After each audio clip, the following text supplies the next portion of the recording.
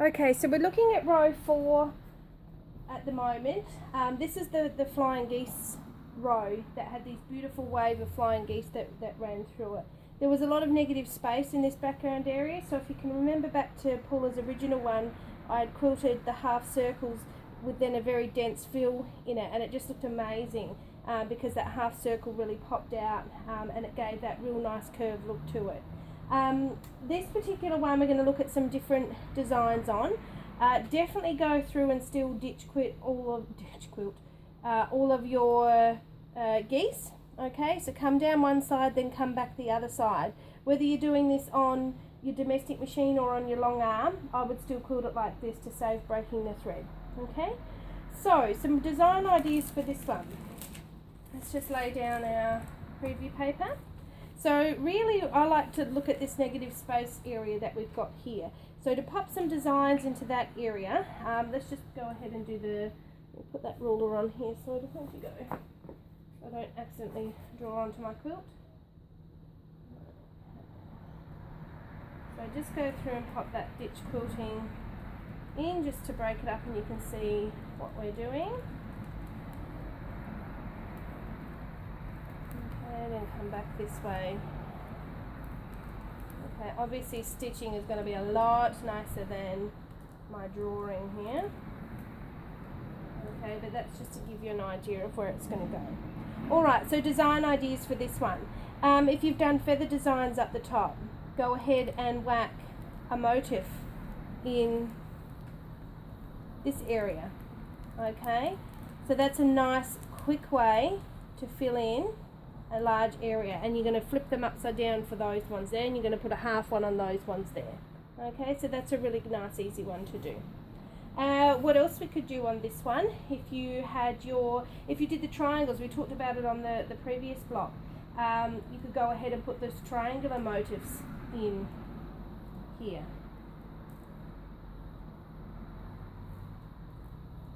Okay, so something like that. Right, you could then go ahead and fill in with some swirls or some bubbles or something like that if you wanted to fill in that space as well. If you are doing designs up against designs, I would actually go ahead and put in just a 1/4 inch channel around here to break it up so that you've got that little bit of a break between designs. Okay.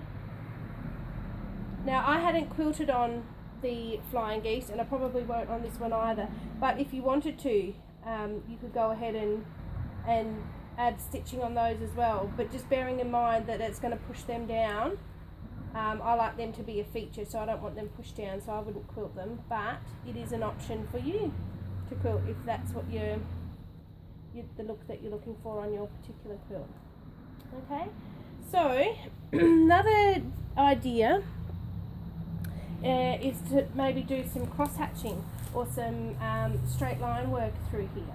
So once again, you've done your ditch quilting all the way through. You could go ahead and put in your, let's say, straight lines. Let's do this one first. So these could be 1/2 inch apart or 1 inch apart or a mixture of both. Okay. Now it would be a bit, I think, boring just to leave it like that. So you could go back through and do some of your fill designs. Okay, just in these little channels. Let's mix them up. Let's do a couple of different ones. So I've got some circles happening, a little bit of ribbon candy happening, and I can alternate those through these little channels that we've created. Okay, so something like that could look quite nice. Once again, you might want to leave a 1/4 inch channel just to give it a break between that and your flying geese. And also we talked just a second ago about doing cross hatching. Cross hatching could look really good in there too. You could do your fancy cross hatch where you fill in every second square as well, so it pushes those down and it makes these other ones pop up, which looks really cool. Now just remembering that this particular block is got a lot of seam work in it. Depending on how neat you are with it, I wouldn't follow the seam lines like I can see on my quilt here. I'll just pop that out of the way. And this one I did get perfectly straight and it came down, but this one I didn't, and I do have that little bit of a chunk or funny bit of a seam there. So it just depends on how neat you were with those guys, but I wouldn't follow the seam lines for these. I would treat this as one whole piece. Alright, so let's get some stitching on. Alright, so I'll just show you some of the ditching that I'm doing with the ruler. So I'm using the small mini straight ruler from Handy Quilter. But just watching my movement, this is really quick to get around here. It's a small enough one I can just slide it with my fingers. So ditching actually is really quick for this particular block. And like I had on my previous video, I don't normally hold a ruler without this finger, but I tried to chop it off, so he's not feeling the best still.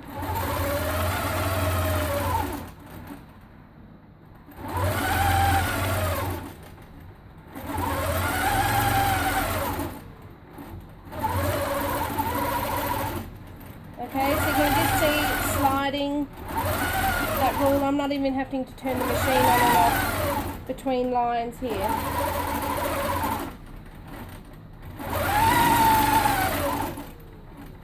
Building on those points and moving the ruler.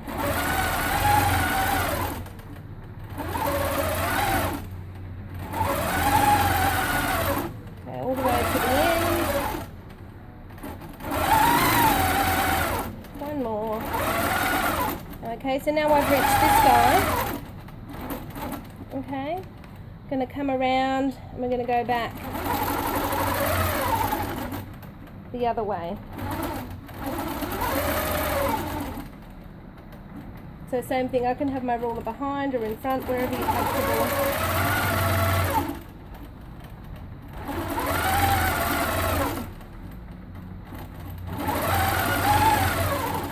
Okay, and I'm going to continue that all the way back to the other end. Alright, so I've worked out the design that I'm going to do on this one now that I've ditch quilted. I'm just going to mark in a triangle or half a square triangle shape with my ruler here, just so I can get that in the middle. Okay, so he's going to come in, it only needs a quarter.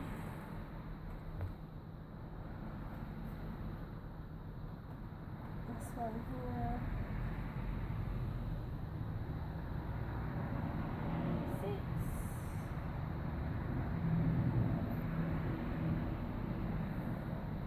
So I'll just work on this one down the bottom for the video, and then I'll go ahead and finish them after. So what I'm actually planning on doing for this is actually putting in the triangle design within this triangle. So you can go ahead and mark it in, or you can just stitch it, it's up to you. Actually, another one that would look good is that little arc that we did up there. Arc or triangle? Maybe we'll go the arc. Yeah, I think we'll go the arc because that'll match what we've done already up there. Alrighty, so let's get rid of that ruler there. So I need a straight ruler. So what I'm planning on doing is having this. I'm going to put a channel around that. We'll put the arc in the middle here, and then we're going to fill with swells in the background. Alright, I'm just putting my bobbin thread up. Okay, so just swap back to my longer ruler just for this longer line. Okay.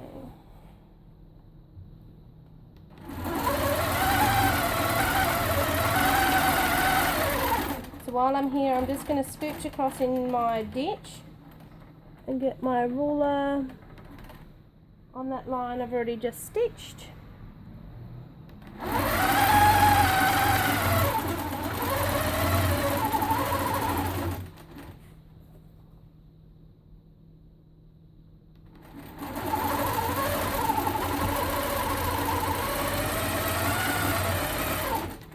Okay, and that's going to give me the break between this design and the design that I'm going to pop in there. So I'll just come across to the centre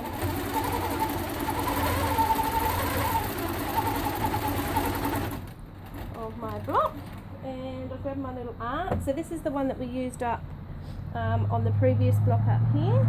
So just figure out where he needs to to sit about there.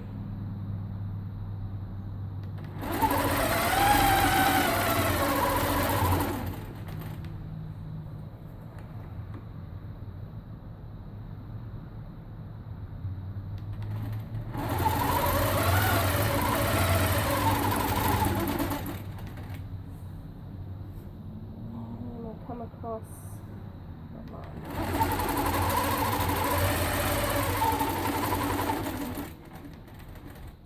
I'm just going to scooch back across the bottom here to the middle. Pop you back on.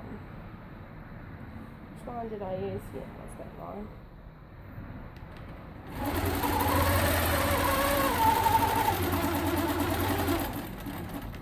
Beautiful. So we've just got this little arc happening in here now.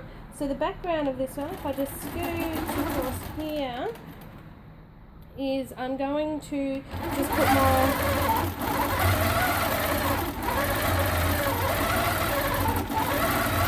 swirl design in.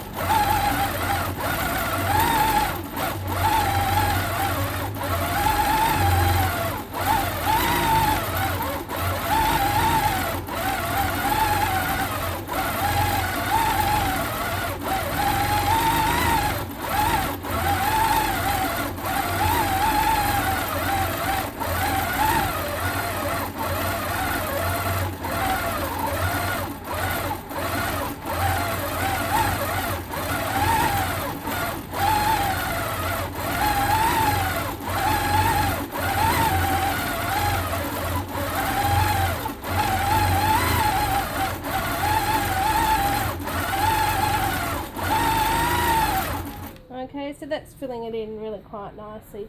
I'll just break the thread there so that you can get a good view.